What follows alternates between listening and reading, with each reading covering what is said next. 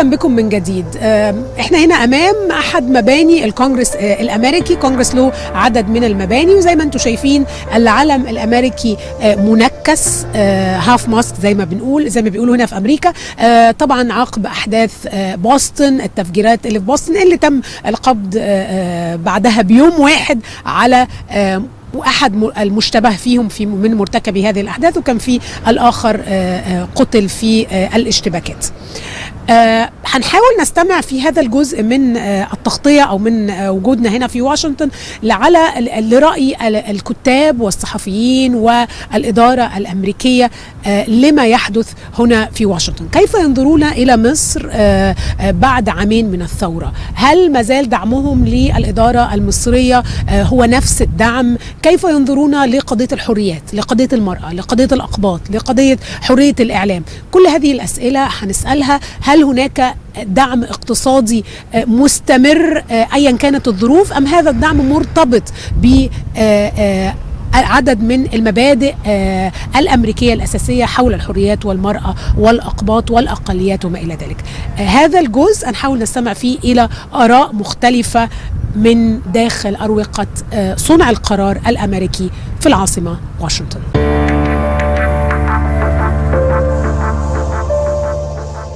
ورغم انتقادات واشنطن لبعض سياسات القاهرة مؤخرا، إلا أن الإدارة الأمريكية تدعم المساعدات الاقتصادية لمصر.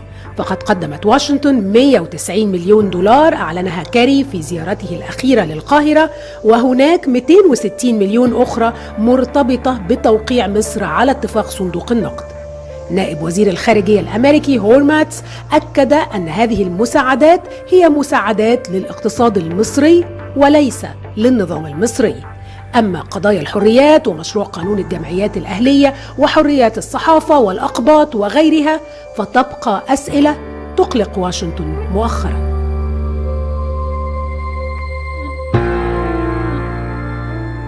سفير هورماتس، أنا بشكرك على استقبالنا هنا في وزارة الخارجية الأمريكية، وخليني أبدأ بسؤالك عن المساعدات الأمريكية لمصر. ما هو مرتبط باتفاق صندوق النقد الدولي وما هو غير مرتبط بذلك؟ لو ممكن تشرح لنا كل حزمة هذه المساعدات. Well, we have, as you know, announced the first tranche of that, the first part of that, $190 million. And then when an agreement is reached with the IMF, then there'll be additional amounts of money to bring it up to 450, so that's 260 million additional.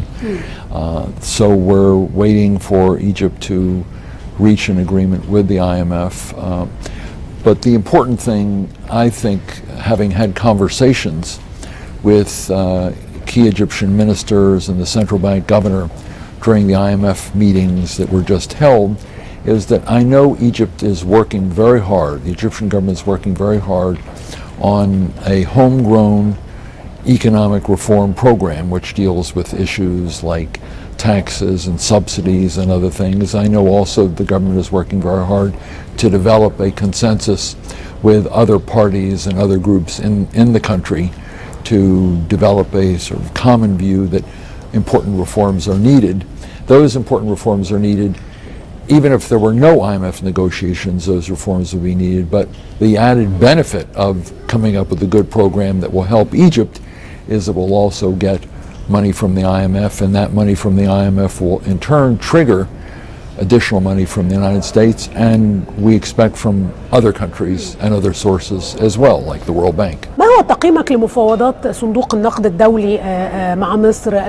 بنسمع تصريحات متناقضة، البعض يقول أنها خلال أسابيع قليلة والبعض يقول أن المفاوضات صعبة. أين نحن من هذه المفاوضات لحد علمك؟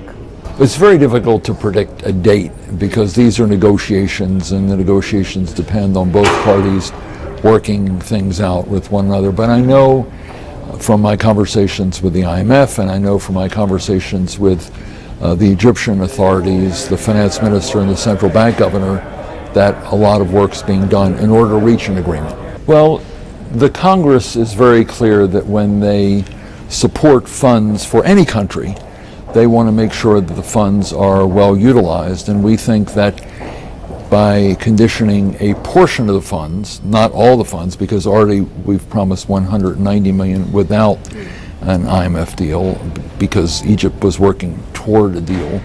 When Congress does provide money, it wants to be sure that there's a framework, a program that the money supports. And the notion of linking it to the IMF gives the reassurance to Congress, which ultimately has to appropriate the money, that the money will be used within a policy framework that is going to be supportive of Egypt's goals of addressing its financial difficulties and strengthening its economy. بعد منح مصر 190 مليون دولار من الولايات المتحدة، وجه كاري وزير الخارجية بانتقادات حادة داخل الكونغرس الأمريكي بأننا ندعم حكومة لا تراعي حقوق الإنسان، لا تراعي الحريات، لا تراعي حقوق المرأة.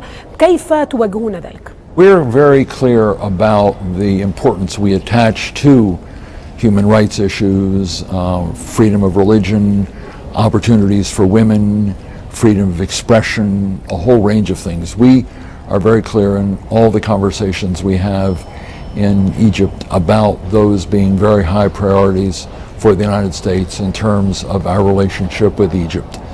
The very specific question of the sums of money that we're providing for assisting Egypt to stabilize its economy and support a strong reform program are really focused on just that, on helping to address or helping Egypt to address its current financial difficulties to create greater stability. But it doesn't mean that we do not place a great deal of emphasis on these other freedoms and opportunities and religious freedom, freedom of speech, opportunities for women. We obviously believe that's very important, but we're attaching this particular money more to financial stabilization than to some of these other factors. سمعنا هنا في الخارجية الأمريكية أن مصر دولة كبيرة جدا لا يمكن أن نسمح لها بالسقوط لا قدر الله، لكن السؤال الذي يشغل كثير من المصريين: هل الحكومة الأمريكية بتدعم الشعب المصري ومصر كدولة، ولا بتدعم الحكومة المصرية ونظام الدكتور مرسي؟ أيهما هو الأدق؟ Our goal is to help Egypt. That is our goal. Now, the government of Egypt is the government we're dealing with, and that's the current president and the current cabinet and the current ministers. So this is the elected government of Egypt, and we're working with the elected government of Egypt. That's how we have to work in developing economic programs, stabilization programs, and other things. So we work with countries with the existing governments. And so we work with this government, and we've had very good discussions with them on some of these economic topics. But the goal of what we're trying to do is to benefit the people of Egypt. We want to help to create a more stable economic environment, which means supporting economic programs by the government, which will in effect bring that greater degree of financial stability about.